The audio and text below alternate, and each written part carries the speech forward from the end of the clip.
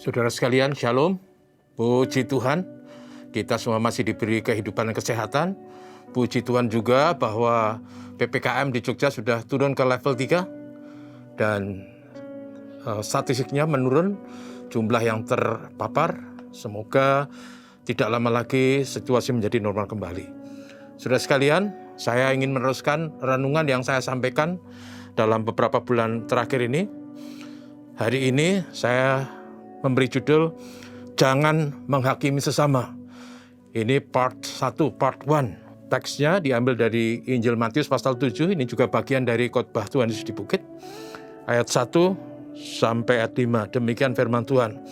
Jangan kamu menghakimi supaya kamu tidak dihakimi. Karena dengan penghakiman yang kamu pakai untuk menghakimi, kamu akan dihakimi, dan ukuran yang kamu pakai untuk mengukur akan diukurkan kepadamu. Mengapakah engkau melihat selumbar di mata saudaramu, sedangkan balok di dalam matamu tidak engkau ketahui? Bagaimanakah engkau dapat berkata kepada saudaramu, biarlah aku mengeluarkan selumbar itu dari matamu, padahal ada balok di dalam matamu? Hei orang munafik, keluarkanlah dahulu balok dari matamu, maka engkau akan melihat dengan jelas untuk mengeluarkan selumbar itu dari mata saudaramu. Saudara sekalian, dalam pergaulan hidup kita setiap hari, kita menemukan banyak orang, banyak sifat, banyak karakter, banyak keberagaman. Ada orang yang baik, ada orang yang kurang baik, ada orang yang ramah, ada orang yang tidak suka bertegur sapa. Hal ini adalah kenyataan yang kita hadapi. Dalam pergaulan itu, Tuhan Yesus mengajar kita supaya kita tidak menghakimi sesama kita, supaya kita tidak dihakimi. Orang yang dihakimi itu tidak nyaman. Dan yang namanya penghakiman itu cenderung ke arah negatif.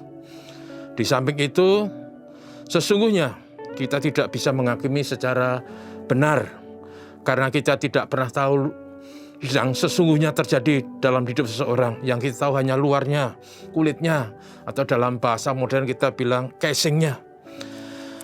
Penilaian yang seperti itu adalah penilaian yang sembrono, yang akan merugikan orang yang kita hakimi, dan akhirnya menyusahkan hubungan kita dengan dia, dan akhirnya juga kita akan dirugikan.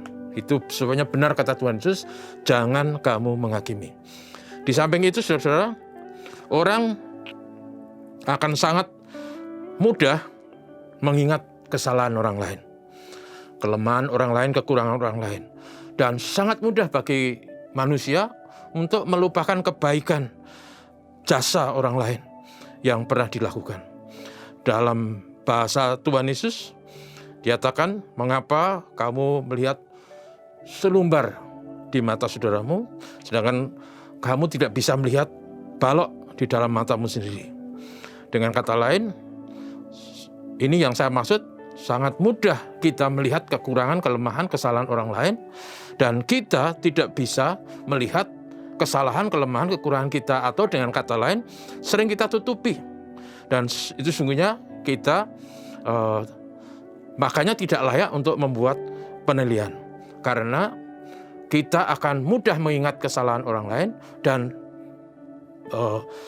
melupakan dengan cepat kebaikan orang lain. Belum lagi kalau penilaian kita atau penghakiman itu diwarnai dengan kesombongan diri, oleh prasangka yang jahat, oleh kecongkakan atau arogansi orang yang menilai. Maka penilaian itu akan menjadi tampak amat buruk dan memalukan. Maka kalau kita jujur, penilaian itu juga sangat diwarnai oleh perasaan kita.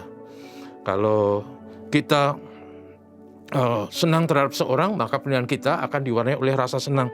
Kalau kita sudah punya rasa kurang enak, kurang nyaman, tidak senang, maka penilaian itu menjadi makin buruk. Akibatnya, saudara, penghakiman itu membuat hubungan kita menjadi tidak baik, merugikan orang yang kita nilai, dan pada ujungnya juga merugikan diri kita sendiri. Itu sebabnya benar kata Tuhan Yesus, jangan kamu menghakimi.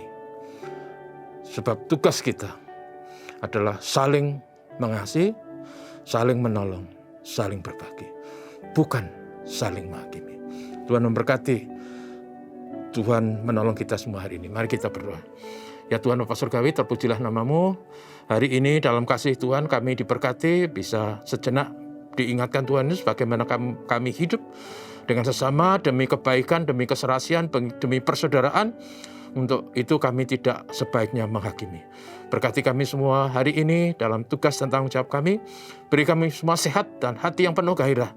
Dan selalu kami doakan negeri kami diberkati supaya COVID-19 bisa diatasi. Tuhan menolong suasana negeri ini damai, aman, dan tentram. Tuhan terpujilah nama-Mu. Terima kasih. Haleluya. Amin. Tuhan memberkati. Selamat pagi.